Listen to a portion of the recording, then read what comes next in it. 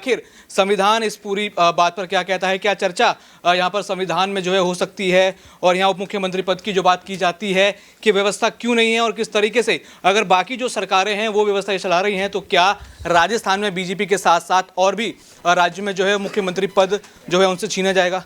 Sir, क्या लगता है कि संविधान में कह रहे हैं कि इसकी व्यवस्था नहीं है, तो बाकी राज्यों में भी तो व्यवस्था है, बाकी राज्यों में यहाँ पर कांग्रेस की भी पार्टी है, उनको यहाँ पर पद दिए हुए हैं, तो क्या सभी को अब दिया कुमारी और बाकी लोगों के बाद निष्कासित किया जाएगा अगर इस पीआईएल के ऊपर कोई सुनवाई होती है? देखिए दौलत, सबसे पहली बात तो दर्शकों को ये हम ज़रूर समझा दें कि मुख्यमंत्री और जो उप मुख्यमंत्री डिप्टी सीएम की बात आ रही है, ऐसे दोनों ही पद संविधान में नहीं है। सबसे पहले तो ये जो संविधान का अनुच्छेद 164 है, जिसमें गवर्नर काउंसिल ऑफ मिनिस्टर का हेड चुनते हैं। देखिए, चीफ मिनिस्टर क्या है? काउंसिल ऑफ मिनिस्टर का हेड। तो जब काउंसिल ऑफ मिनिस्टर शपथ ले लेते हैं, उसमें से एक हेड को चुना जाता है, जिसे हम सीएम कहते हैं स्टेट लेवल पे, और सेंटर लेवल पे पीएम कहते हैं। तो ये दोनों बातें बहुत अंतर स्पष्ट मैं आपको बता दूं। रही बात डिप्टी सीएम की बात, तो वो भी member of council of minister ही है। आपको एक मैं वाकया बताता हूँ 1989 का, थोड़ा सा रेफरेंस में। वीपी सिंह की सरकार बनी, ताऊ देवीलाल ने डिप्टी पीएम की शपथ ली। 1990 में ये मामला सुप्रीम कोर्ट में गया। उस समय अटॉर्नी जनरल थे जेएस जोसारजी भाई, और आर वेंकटरमन राष्ट्रपति थे। आर वेंकटरमन जब शपथ दिला रहे थे तो उन्होंने ये कहा था कि मैं मंत्री के तौर पर, तो उस समय ताऊ देवीलाल ने कहा उप प्रधानमंत्री, जिसको लेकर ये पूरा मामला सुप्रीम कोर्ट में गया। सुप्रीम कोर्ट में अटॉर्नी जनरल ने ये कहा था कि जो प्रधानमंत्री और उप प्रधानमंत्री है वो भी काउंसिल ऑफ मिनिस्टर्स है। काउंसिल ऑफ मिनिस्टर के तौर पे ही वो शपथ लेते हैं, बस एक वर्ड जोड़ दिया जाता है, सेंटर में पीएम और स्टेट में सीएम।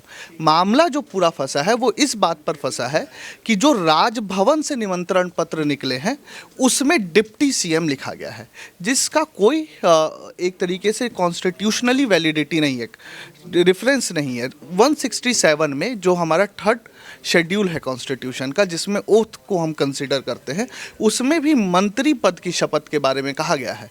सीएम या पीएम पद को वहाँ पे डिस्क्राइब नहीं किया गया।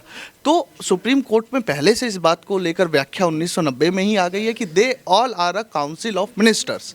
तो मेरे को नहीं लगता है कि दिया कुमारी का संविधान ये पद जो है डिप्टी सीएम का वो चला जाएगा। और एक तरीके से आप कह लीजिए कि 1900 लगभग 87 के बाद से ये जो पद होते हैं डिप्टी पीएम का, बाद में लाल कृष्ण आडवाणी बने वाजपेयी साहब की सरकार में, मोरारजी देसाई बने, बाबू जगजीवन राम बने, ये वो पद होते हैं जिसमें जब सरकार को एक बात की आशंका रहती है कि टूट फूट ना हो जाए, तो सभी को खुश करने के लिए 2 डिप्टी सीएम बना दिए या 1 डिप्टी पीएम बना दिया। क्योंकि आपको तो फिर 15% जो टोटल लेजिस्लेचर चुन के आ रहे हैं, एमएलए चुन के आ रहे हैं, उसके टोटल परसेंट में ही काउंसिल ऑफ मिनिस्टर का एक्सपेंशन करना है। तो उसी में 2 लोग ऐसे बना दिए कि हाँ भाई आप सेकंड इन कमांड है, थर्ड इन कमांड है गवर्नमेंट में, एक खुश करने वाले पद हैं।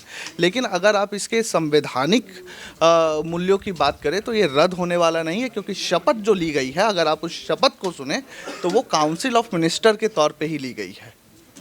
जैसे कि यहाँ पर मुख्यमंत्री बनाए गए हैं और अभी राज्यों में हैं, तो क्या बस एक नाम देने से क्या उनकी कोई पावर यहाँ पर बढ़ जाती है कि वो मंत्री के तौर पर ही रहते हैं? जैसे मुख्यमंत्री, आपने मुख्यमंत्री की भी बात करी कि वो रहते तो मिनिस्टर ही हैं, मिनिस्टर के तौर पर ही शपथ लेते हैं, तो क्या उसके बाद उनकी पावर यहाँ पर बढ़ती है कि क्योंकि सारे फैसले वो लेते नजर आते हैं? ये संवैधानिक तौर पर है कि या सिर्फ पार्टी अपनी तरफ से निर्वाचित करती है? देखिए, जैसे आपने पावर शक्तियों की बात की, तो जैसे शपथ हो गई, उसके बाद मिनिस्टर काउंसिल ऑफ हेड यानी कैबिनेट का हेड, जो सीएम या पीएम होता है वो कैबिनेट का हेड है, एग्जीक्यूटिव मेंबर ऑफ विधानसभा या पार्लियामेंट है। तो अब एग्जीक्यूटिव मेंबर की पावर बनिस्बत बाकी लोगों की तुलना में अधिक है, क्योंकि उसके पास डिसीजन लेने की ज़्यादा शक्ति है, इसलिए पीएम और सीएम की ताकत अधिक है। दूसरा आ जाते हैं हम deputy PM, deputy CM. Deputy PM और डिप्टी सीएम का अधिकार क्षेत्र उतना ही है जितना उनको जो मिनिस्ट्रीज़ दी हुई है उसी में। आप दिल्ली में देख लीजिए, मनीष सिसोदिया डिप्टी सीएम रहे, लेकिन वो क्या कभी जाकर 15 अगस्त पर दिल्ली के स्तर पर कभी झंडा फहरा पाए? नहीं, वो सीएम का काम है। सीएम अगर उपलब्ध नहीं होंगे तब डिप्टी सीएम पे बात जाएगी। लेकिन तो पावर जो है एग्जीक्यूटिव हेड होने के नाते सीएम और पीएम के पास ज़्यादा है, और डिप्टी सीएम या पीएम के पास उतनी ही पावर है जो उनके काउंसिल ऑफ मिनिस्टर के स्तर पर है। बिल्कुल, यहाँ पर स्पष्ट हो जाता है कि संविधान में ऐसी कोई व्यवस्था नहीं है कि उप मुख्यमंत्री यहाँ पर जो है बनाया जाए या फिर कोई ऐसा पद यहाँ पर दिया जाए। बाकी ऐसी और भी खबर जानने के लिए देखते रहिए SPN9 न्यूज़। धन्यवाद।